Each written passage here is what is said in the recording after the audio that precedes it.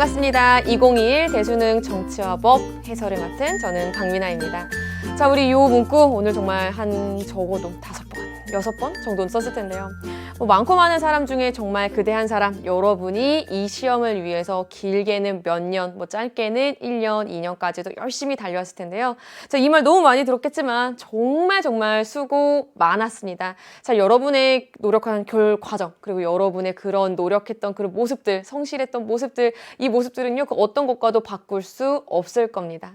되셨나요? 자, 선생님 정말 여러분 수고했다라는 말 전달해 드리면서 정치와 법 해설 들어가기 전에 간단한 총평 한번 들어가 보도록 하겠습니다. 자, 한 줄 총평은요, 여러분도 좀 문제를 풀면서 느꼈겠지만 지난번 6월, 9월 평가원 모의평가 때보다 타임어택 문제들이 많았습니다. 타임어택 문제들이 매 면마다 거의 존재했어요. 1면, 3면, 특히 마지막 4면의 선거 결과 분석처럼요. 따라서 문제 하나하나가 난도가 높았다라기보다는 사실은 타임어택 문제 때문에 뒤로 풀 수 있는 시간이 밀리면서 조금 여러분이 함정에도 쉽게 빠질 수 있고 꼼꼼하게 시간을 두고 읽었더라면 풀 수 있었던 문제임에도 불구하고 어렵게 풀 수 있었던 문제들이 아마도 많았을 겁니다. 선생님이 지난 6월, 9월 평가원 때는요. 한 줄 총평을 전반적 체감 난이도가 중상이다. 때에 따라서는 중상인데 조금 중쪽에 가깝다라고 표현한 적도 있었는데요. 우리 이번 대수능은요. 선생님 과감하게 전반적 체감 난이도 상에 가깝다라고 표현하도록 하겠습니다. 타임어택 문제들이 많이 숨어 있었기 때문이에요. 자, 이제 선생님이랑 간단하게 단원별 출제 문항 한번 살펴보도록 하겠습니다. 자, 우리 정치과정과 참여가 다른 거에 비해서 3문제만 출제되었네요 라고 여러분이 가볍게 넘길 부분이 아니죠. 왜냐면 마지막 20번에 해당하는 선거 결과 분석에 해당하는 문제가 드리는 시간이 거의 다른 문제를 푸는 시간보다 거의 배 이상 3배까지도 들 수 있었기 때문에 요거 정도 유의해 주시면은 골고루 출제된 편이다라고 여러분은 알아두시면 됩니다. 자, 이제 매력적인 오답이 숨어있는 문항 한번 정리해 보도록 하겠습니다. 매력적인 오답은요, 일단 10번 선생님이 얘기했습니다. 10번은 미성년자, 그리고 연소근로자. 이 내용과 관련된 내용들을 여러분이 확실히 아셨어야 되는 문제입니다. 아마도 정답은 많은 수험생들이 니은, 디귿, 리을 5번을 체크하셨을 거예요. 리을이 바로 매력적인 오답이 되는 선지였을 겁니다. 특히 좀 이따가 해설을 할 때 보겠지만 갑과 관련된 부분, 갑이 18살이었는데 18살은 연소근로자에 해당하지 않는다. 라고 하는 부분을 알아야지만 풀 수 있었던 매력적인 오답이 숨어 있었던 문제였고요. 자, 그 다음에 13번은요. 선생님 13번은 매력적인 오답이 숨어 있었다라고 한 게 책임 능력이 있는 미성년자.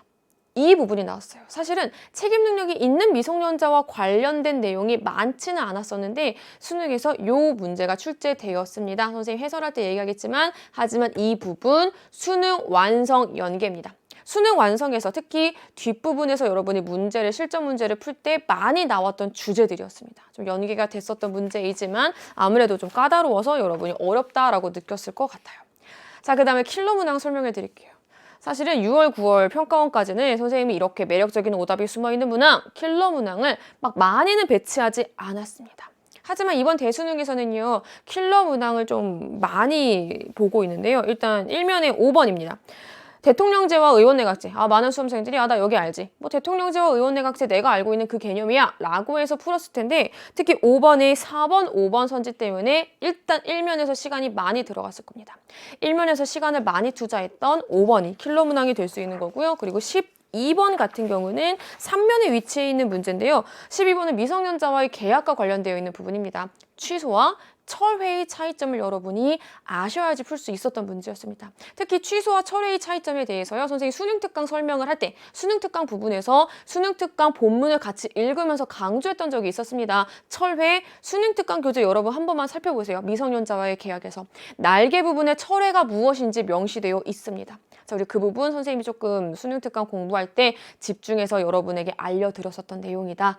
그럼에도 불구하고 좀 많은 수험생들이 취소와 철회를 비교하는 걸 어려워해서 킬러 문항이 되었을 거다라고 하는 거 여러분에게 설명드리고요. 사실 20번은 말할 것도 없죠. 선거 결과 분석인데 사실은 선거 결과 분석과 관련해서 우리가 예전에 한 법과 정치 때 한 3년, 4년전 때 그러니까 문제 길이 자체는 솔직히 그때와 비슷하지만 그때처럼 계산 자체가 난도가 많이 높지는 않아요. 근데 여러분이 20번을 거의 못 풀었어요. 선생님 저 20번을 찍었어요 라고 하는 이유가 앞에 있는 문제들에서 시간이 딜레이 되면서 20번을 해결할 수 있는 시간이 충분히 확보되지 않았던 겁니다. 그리고 두 번째로는요, 20번에 막 선거인단이라고 하는 단어가 보여요. 어느 정도 뉴스를 들은 친구들은 이거 선거인단? 미국 대선과 관련되어 있는 문제인가? 라고 약간 심리적 압박감을 느꼈을 텐데요. 사실 그것과 조금 별개로 뭐 해당 특정 국가의 대선, 특정 국가의 뭐 의회 의원 선거와는 조금 별개로 사실은 선거 결과 분석, 우린 주어진 자료를 분석하고 해석하고 추론해내면 되는 거예요. 하지만 여기서 오는 심리적 압박감 때문에 아무래도 20번을 여러 가지 종합적인 사유로 어려워했던 수험생들이 많았을 겁니다. 자, 따라서 매력적인 오답도 많이 숨어 있었고요. 사실은 킬러 문항들도 많았고 타임어택 문제들로 매 면이 거의 구성되었던 이번 대수능 정치와 법. 자, 선생님이 한 줄 총평을 어느 정도 마무리 지으면서요. 여러분에게 우리에게 남아있는 과제 설명해 드릴게요. 자, 우리 수험생. 이번 정치와 법 2021 대수능을 봤던 수험생들은요. 맛있는 거 먹어요. 그리고 아무 생각 없이 푹 쉬세요. 막 미디어에서 혹은 뭐 여러분이 자주 가는 그런 인터넷 게시판에서 뭐 정치와 법이 어땠다더라, 등급컷이 어떨 것 같다 라고 하는 얘기는요. 그냥 한 귀로 듣고 내가 좀 흡수할 것들만 흡수하고 한 귀로 버리고요. 나는 왜 그랬을까? 나는 이 문제를 왜 틀렸을까? 나는 이거를 왜 틀린 거지? 라고 자책하지 마시고요. 이미 좀 어떻게 보면은 냉철한가? 이미 지나간 일이에요. 맛있는 거 먹고요. 아무 생각 없이 푹 쉬시고요. 자, 이제 수능이 끝난 다음에 대학별 고사들이 남아있는 수험생들, 논술, 뭐 적성, 면접 남아있는 수험생들은 이제 남아있는 대학별 고사에 조금 더 치중해 주시고요. 정시를 봐야 되는 친구들은, 정시를 응시해야 되는 친구들은 정시와 관련된 정보도 좀 수집을 하시면서 아무 생각 없이 좀 시험 결과에 대해서 자책하는 시간은 보내시지 않으셨으면 좋겠고요. 자, 이제 예비 수험생들, 나 정치화법을 선택할 거다. 지금 정치화법 개념 과목이라고 듣고 있는데 내가 어떤 공부를 해야 될지 모르겠다 라고 보고 있는 친구들은요. 출제 경향성을 꼼꼼히 한번 분석을 해보세요. 내용은 지금은 몰라도 상관없어요. 저게 뭘까? 저게 무슨 뜻인지 지금은 이해가 가지 않더라도 내가 앞으로 정치화법을 1년 동안, 뭐 2년 동안 공부를 할 때, 내신이라면 공부를 할 때 이런 방향성을 가지고 공부해야겠구나 라고 하는 거를 기억해 주시면서 마지막, 특히 개념 공부, 첫 술에 배부르자 라고 하는 마음으로 공부를 꼼꼼하게 해주셨으면 좋겠습니다. 자, 이렇게 해서 선생님 정치화법과 관련된 총평 여기서 마무리하고요. 바로 1번 문제로 넘어가서 쭉 20문항 해설 들어가도록 하겠습니다. 지겹지만 한 번 더 말할게요. 오늘 정말 수고 많으셨습니다. 안녕.